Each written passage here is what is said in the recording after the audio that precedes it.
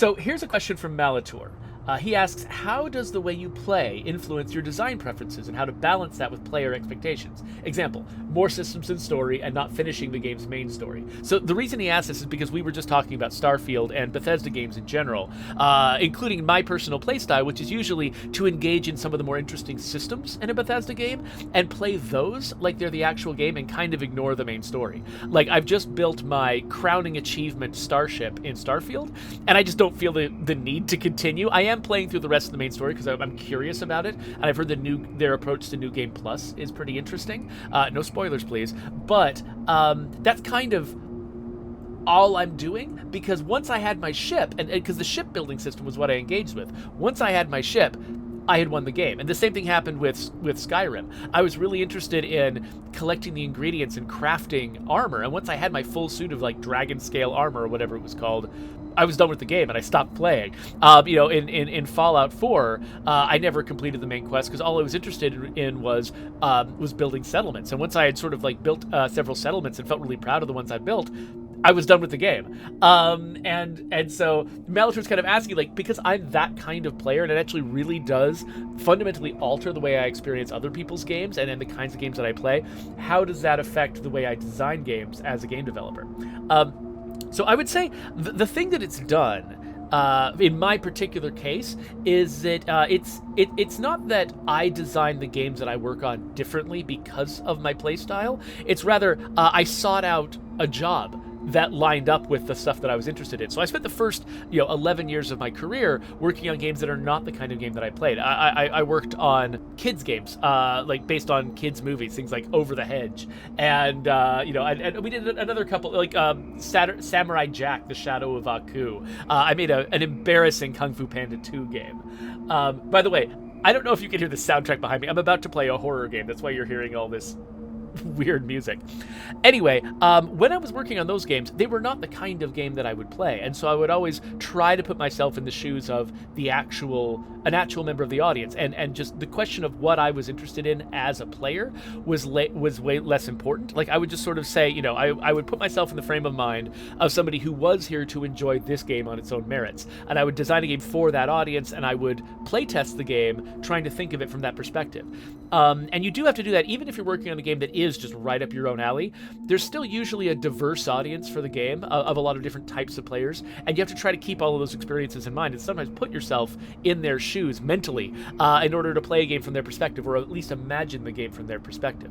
So I lucked out because after those 11 years of working on kids games based on movies and mobile games and just stuff that it was not normally my cup of tea, I got an opportunity with Undead Labs, and Undead Labs was making exactly the kind of game that I want to play, which is a game that is very heavily systems driven, very open-ended. Players sort of determine their own path through the game, and there's story, but the story mostly arises from the way that you engage with the system. So whereas in Bethesda games I have to basically ignore the story in order to engage with the systems the way I like to, in a State of Decay game those two are much more closely tied together. And so when I found a job making the type of game that I like to play, I jumped at it, and when I got the opportunity, I've been holding on to it. Not every experience I've had making State of Decay has been a good experience, but I keep staying with this company in large part for lots of reasons. One thing, I really like my colleagues, and I really like the way that they run the show. I think that it's, there's a lot of really great stuff about working at Undead Labs, but, that doesn't mean that every experience is going to be good. I've had bad experiences too, but that doesn't ever make me want to leave, because State of Decay is just so uniquely in my wheelhouse, and it's so perfectly attuned to the kind of game that I love to play and the kind of game that I love most to make, that it would take a lot to make me go, because it's so rare to get to work on the thing that you want to work on. And so I stick around. I've been there for 10 years now. It's almost made up half my career now, just being at Undead Labs, which is a lot of fun. It's kind of fun to be one of sort of the old veterans in a studio instead of one of the newcomers, just because you get sort of this weight of history behind everything. Whenever any topic comes up, you could be like, well, I'll tell you what we did 8 years ago. You get to be sort of the old guy in the rocking chair who acts like he knows everything. But anyway, but I think most game developers, as a general rule, most game developers are not working on their ideal game at any given time. And so you always have to train yourself to just sort of like, you kind of, because everybody on the team is different, you have to all kind of center around a single experience. A lot of times one thing you'll do is, and UX designers are very big on promoting this, is imagining, like specifically stating who are we making this game for. And it doesn't have to be one person. You'll sometimes come up with multiple personas that don't really represent everyone who plays your game, but they're sort of like major touchstones. Like, okay, there will be a lot of people who feel like this about the game, and a lot of people who come to the game looking for this. And you come up with like 2 or 3 of these folks, and then you'll try to put yourself in your shoes, in their shoes. And as you're designing things, you'll imagine, okay, I'm designing this because this persona likes to play that way, and because these other 2 personas, while it's not their favorite way to play, I want to make it so that it really entertains that one persona, and the other 2 can deal with it. It's not annoying or driving away the other 2 personas that we've come up with. And so you get a lot of practice trying to put yourself in those shoes and imagining what does this kind of player want, and giving it to that kind of player. And so I think that actually, having practicing that kind of like empathy and imagining somebody else's experience is a key part to being a game developer, or just being an artist of any kind. I think that anyone whose job it is to entertain an audience, they have to practice putting themselves in an audience's shoes. And you can always, of course, use playtesters and test audiences, and no one is perfect at imagining somebody else's experience. So you always do also need to rely on test audiences. But you can be a lot more efficient and get a lot more done a lot faster if you get good at imagining in advance what your audience is going to want, so that you can skip some of the steps of finding out you did a garbage job, and maybe start a few steps ahead in that process. So that's what I try to do. Because State of Decay, in the case of State of Decay, it is so much in my wheelhouse that thinking just the way I think as a player is actually very useful to developing State of Decay. But I'm not the only persona we're making the game for. We're making the game for a variety of different kinds of people. One of the things that actually stands out about State of Decay and makes it a different experience from a lot of other games is the fact that it hits in so many different ways for so many different people. And it makes it a complex game to develop, because we don't just have one singular experience and one kind of player we're trying to entertain. We actually are trying to entertain a variety of people.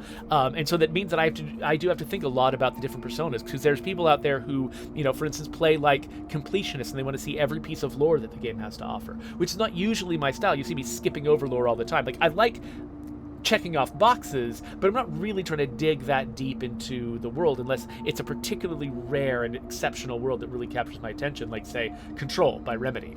That one did that for me. Most games don't. But that's a persona that we have to think about, because there's a lot of people who do think that way, who love having a big, wide open world to explore. And if we're not putting things in the world that give them something to latch onto, if we're not doing environmental storytelling, if we're not putting notes in the world that give insights into the stuff, if we're not giving them things to discover, weird things like the Caveman Club at Jurassic Junction, if we're not giving people stuff like that, then that type of player tends to leave the game feeling like it's a little flat.